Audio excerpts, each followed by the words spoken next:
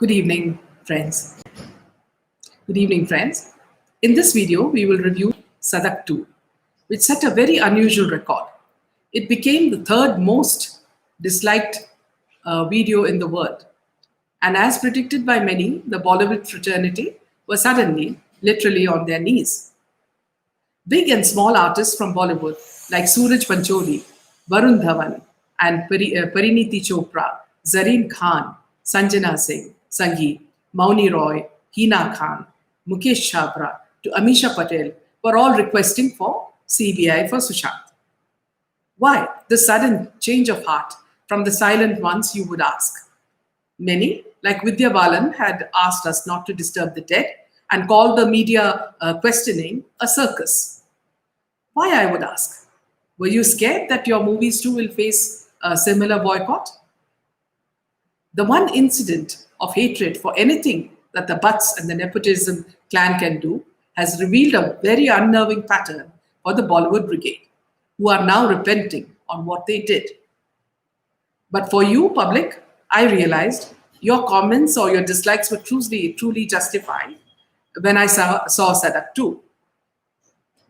This story is a continuation of what happened to Sanjay Dutt after 30 years. And the earlier version, which many of us actually liked and thought was really good, now comes across as a very diluted version. And you would think that, see, is it the same director who made this film? It's like the script has nothing exceptional to boast of. In a nutshell, the heroine, played by Alia Bhatt, is the daughter of a rich industrialist who lives with his second wife. They are believers of a fake Baba. Alia believes that the Baba was instrumental in killing his mother and wants to seek revenge. How she escapes from her father's clutches and seeks refuge in a taxi driver's arms to finally set out to Mount Kailash and get the blessings of Lord Shiva so that she can take revenge on this Baba, forms the gist of the story. Her parents, her father and her stepmother, are seen as believers of this fake Baba. If you look at Sanjay Dutt, you will find that he has really become a jaded form of himself, and she decides to travel with Sanjay to Mount Kailash and also pick up her boyfriend Aditya Kapoor on the way, who is in jail. Alia says she's determined to expose Baba's cult. So she runs a campaign called India Fights Fake Gurus. Does it strike a bell for you here? Because so many Babas have been, sort of attacked in the past 10 years. Some have been put in jail, some have left the country, and some have been even lynched. Okay. I don't know whether it is an attack on something particular, I don't know. Anyway, she runs a campaign called India Fights Fake Gurus. And while she distributes handbills and openly calls out her trolls, she still says she believes in God. So it makes the issue more complicated. Who does she believe? I would say that Sadak 2 is the weirdest Hindi movie I have ever seen in my life. Mainly because of the parallels drawn with the ongoing Sushant murder case. Strange, isn't it? Where the fictitious Baba could be the pujari that Riya, brought to sort of change Sushant or to make him more, less, emotional or less depressed. So this, and he's supposed to have made Alia go crazy and later take drugs. In the real case, Alia seems to represent Sushant. Both were undergoing emotional turmoil. And what's more, her own father wants to kill her. In Sushant's case, his partner and his gang. Sanjay, the driver, is prone to depression and bouts of suicide. The scenes where he takes a rope and ties it on the fan is meant to remind you of what happened to Sushant due to depression. Very eerie indeed. I don't know what they were smoking when they made this film.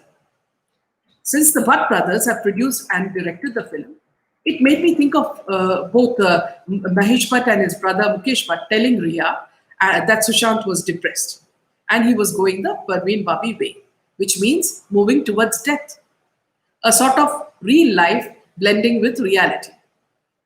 In the beginning of the movie, we see a tiny person with a backpack running all over the property. You guessed right, it is Mahesh Bhatt's daughter Alia, and she wears a hoodie, which also reminded me of Ria at the Mumbai police office. Well, Alia goes and lights a huge cloth poster of some sinister looking Hindu Baba on fire. And then you see a woman who resembles the evil banshees that are normally seen in Ekta Kapoor serials, viciously running after her. This is her stepmother, who has the liberty of acting weird by smearing kumkum all over her forehead and later being killed by the father, who is even more weird and does not care for Ali. Now, Mahesh Bhatt needed a new version of Sadashiv Amratkar in Sadak 2. Remember, Sadashiv had won an award for his performance as the Maharani, a eunuch brothel owner in Sadak. He was excellent. I mean, even fearful, one would say.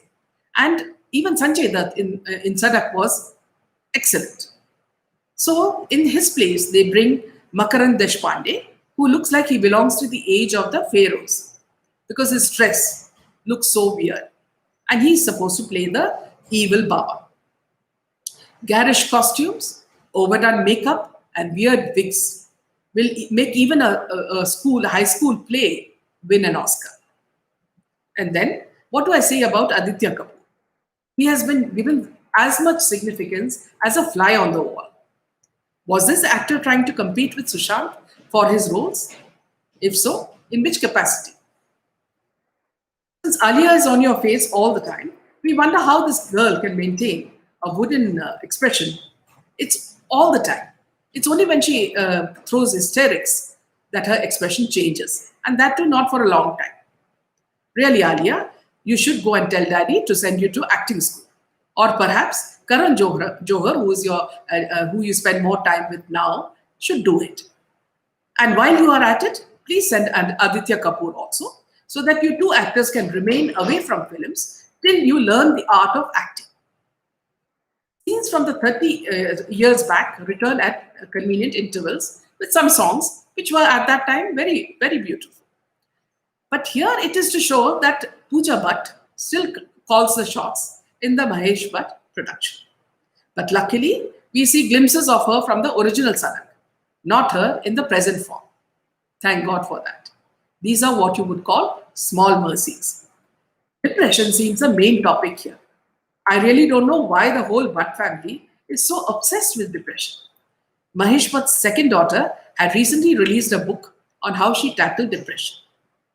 At the press conference, Mahesh Bhatt showered his fury on an unsuspecting media who dared to question him. And Alia looked distraught. We can only guess in public, if he behaves this way, what he would be in the four walls of his home. Another important point is that Mahesh Bhatt must have thought making fun of Hindu gurus is okay because Hindus never protest. They are soft targets. And since so many sadhus have been jailed, lynched, and pushed out of the country, no one would really mind. And I'm surprised at how people are quiet. He could not play with other religions as he would have been targeted easily. So was he playing safe or was he being cunning? Well, what amuses is that without realizing it, Mahesh Bhatt has made the whole story allegoric, matching it with the Sushant murder case, with the Baba standing for the underworld mafia. Her parents and associates are the Bollywood mafia, and Alia standing for Sushant. It's all topsy-turvy. So here Alia is also presented as a basket case. And the unbelievers are Sushant's supporters on social media. This is how I see it. The only saving grace I would say is that despite his age, Sanjay Dutt still leaves some kind of an impression behind. And the music is also okay. The same Mahesh Bhatt, who did bring out two good movies in his lifetime, that was Arth and Zakhar, based on his own life, now seems to be floundering. The Butt Brothers movies seem to now revolve around everything negative: blackmail, murder, horror, and a lot of sex. In short, Sadak 2 flops miserably and leads you straight to a dead end. That's all. Thank you. Thank you.